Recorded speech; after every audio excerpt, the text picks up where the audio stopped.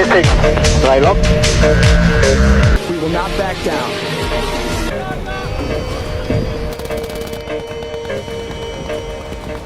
Jika Indonesia diserang dari arah Pasifik, maka ini bukan sekadar serangan militer biasa.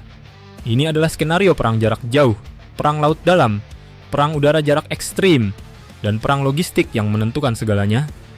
Arah Pasifik bukan halaman depan pertahanan Indonesia. Ia adalah halaman belakang yang sunyi, luas, dan sering dianggap aman. Padahal justru dari sanalah ancaman paling kompleks bisa datang. Pertanyaannya sederhana namun krusial. Seberapa kuat pertahanan Indonesia jika serangan datang dari arah Pasifik hari ini? Dan yang lebih penting, apakah TNI hanya mampu bertahan atau benar-benar bisa melakukan pukulan balik?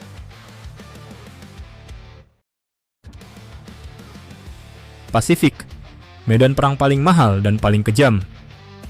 Arah Pasifik berarti Indonesia berhadapan dengan ruang tempur paling luas yang dimilikinya. Laut terbuka, jarak antar pulau ekstrim, dan minimnya infrastruktur pertahanan berlapis menjadikan kawasan ini tantangan strategis tingkat tinggi. Tidak ada selat sempit yang memaksa musuh melambat. Tidak ada garis depan yang jelas.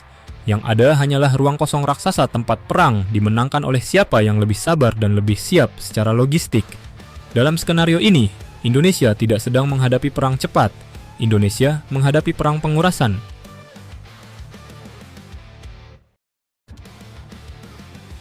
Pola serangan Pasifik bukan menghantam, tapi melumpuhkan. Serangan dari arah Pasifik hampir tidak pernah dirancang untuk langsung menduduki wilayah. Itu mahal, lambat, dan berisiko. Yang jauh lebih masuk akal adalah pelumpuhan bertahap. Dimulai dari pengintaian intensif, tekanan informasi, dan pengujian respon. Lalu bergerak ke dominasi ruang laut dan udara secara perlahan. Bukan untuk menyerang besar-besaran, tetapi untuk melihat sejauh mana Indonesia bisa bertahan sebelum kelelahan.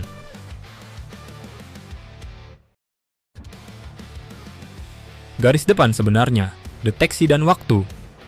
Dalam skenario serangan dari arah Pasifik, garis depan pertahanan Indonesia bukan jet tempur, bukan kapal perang, dan bahkan bukan rudal. Garis depannya adalah deteksi dan waktu. TNI Angkatan Udara mengerahkan pesawat Boeing 737 Surveillance untuk patroli udara dan pengawasan maritim jarak jauh. Perannya krusial, tetapi juga memiliki batas yang jelas. Pesawat ini bukan pesawat peringatan dini udara. Ia tidak memberi payung radar luas yang mampu memantau pergerakan udara dan laut secara real-time di seluruh kawasan timur Indonesia. Artinya, Indonesia tidak melihat ancaman dalam satu gambar besar. Yang didapat adalah potongan-potongan informasi. Radar pantai menangkap pergerakan tertentu. Patroli laut mendeteksi aktivitas yang tidak biasa. Pesawat surveillance memberi gambaran pola, bukan kepastian niat. Informasi ini kemudian dikompilasi, dianalisis, dan diuji. Proses ini tidak instan, tetapi cukup untuk satu hal yang paling menentukan, memberi waktu kepada pengambil keputusan. Dan dalam perang jarak jauh seperti ini, waktu beberapa jam saja bisa menjadi pembeda antara kesiapan dan keterkejutan.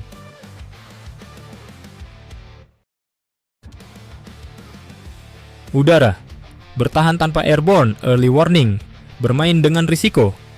Ketiadaan pesawat airborne early warning membuat pertahanan udara Indonesia berada dalam posisi yang menantang, tetapi bukan tanpa opsi. TNI Angkatan Udara tidak bisa menjaga langit timur Indonesia dengan patroli tempur terus-menerus. Wilayahnya terlalu luas, jarak antar pangkalan terlalu jauh, dan sumber daya tidak boleh dihabiskan di fase awal. Karena itu, pendekatan yang digunakan adalah bertahan sambil menghitung risiko. F-16 ditempatkan sebagai pencegat berbasis informasi, bukan penjaga wilayah 24 jam. Jet ini digerakkan ketika ada indikasi nyata, bukan dugaan. Su-27 dan Su-30 memainkan peran berbeda. Jangkauan dan daya tahannya membuat jet ini cocok untuk menunjukkan kehadiran strategis di area tertentu, terutama di ruang udara yang ingin diuji oleh lawan. Tujuan TNI Angkatan Udara bukan memenangkan duel udara besar. Tujuannya jauh lebih realistis, mencegah lawan merasa aman. Selama setiap pesawat yang mendekat harus mempertimbangkan kemungkinan dicegat, maka dominasi udara belum pernah benar-benar terjadi.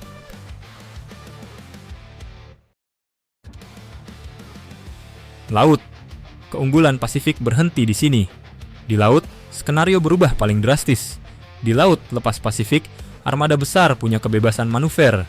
Namun begitu mendekati wilayah Indonesia, keunggulan itu mulai terkikis. Perairan Indonesia Timur penuh dengan selat, arus kuat, kedalaman yang berubah cepat, dan jalur sempit. Ini bukan lingkungan ideal bagi kapal besar untuk beroperasi agresif. TNI Angkatan Laut memahami ini dengan sangat baik. Indonesia tidak berusaha menguasai laut sepenuhnya. Yang diterapkan adalah strategi penyangkalan laut, membuat setiap langkah lawan berisiko. Kapal cepat rudal, fregat, dan terutama kapal selam menjadi faktor psikologis yang sangat kuat. Ancaman tidak selalu terlihat, tetapi selalu ada. Satu kapal selam saja cukup memaksa satu gugus armada bergerak lebih lambat, lebih defensif, dan lebih boros logistik. Setiap jam tambahan di laut berarti biaya tambahan, dan di titik inilah keunggulan lawan mulai berubah menjadi beban.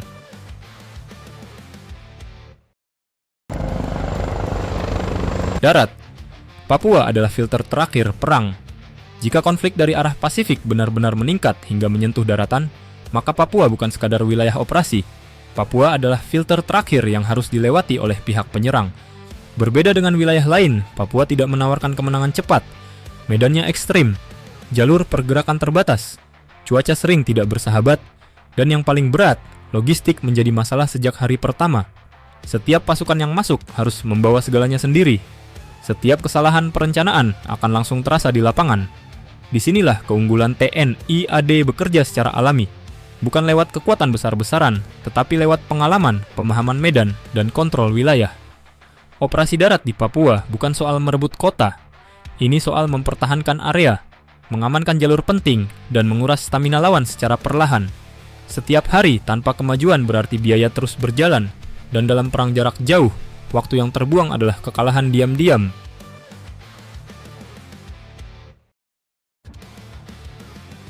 Pukulan balik. Mengubah kalkulasi lawan. Pada titik tertentu, Indonesia tidak lagi hanya bereaksi. Ada ruang untuk bertindak. Namun, pukulan balik dalam skenario ini tidak berbentuk eskalasi besar atau serangan frontal. Itu justru akan menguntungkan pihak penyerang.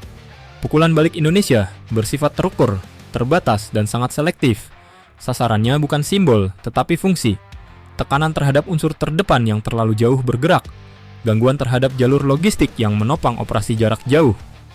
Peningkatan risiko terhadap setiap penerbangan dan pelayaran yang mendekati wilayah Indonesia. Langkah-langkah ini mungkin tidak terlihat spektakuler, namun dampaknya langsung terasa dalam perhitungan strategis. Ketika setiap langkah semakin mahal, ketika setiap keputusan membawa risiko baru, maka perang mulai kehilangan logikanya. Dan di titik inilah, tekanan perlahan berbalik arah.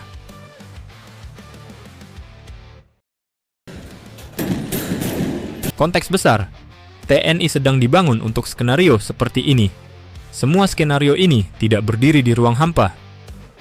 Ada satu konteks besar yang sangat penting. TNI hari ini sedang berada dalam fase pembangunan kekuatan yang serius dan terarah. Bukan tambal sulam, bukan reaksi sesaat. Modernisasi alutsista berjalan di semua matra, dengan fokus yang semakin jelas. Pertahanan udara diperkuat, kekuatan laut diprioritaskan, sensor, pengawasan, dan daya tangkal menjadi fondasi utama. Arah pembangunan ini menunjukkan perubahan pola pikir. Indonesia tidak lagi hanya berpikir soal perang hari ini, tetapi perang yang mungkin terjadi 10 hingga 20 tahun ke depan. Tujuannya bukan menjadi kekuatan ofensif besar. Tujuannya memastikan Indonesia tidak pernah menjadi target empuk. Dan jika arah ini konsisten, maka setiap tahun yang berlalu justru akan memperkecil peluang siapapun untuk memaksakan kehendaknya kepada Indonesia.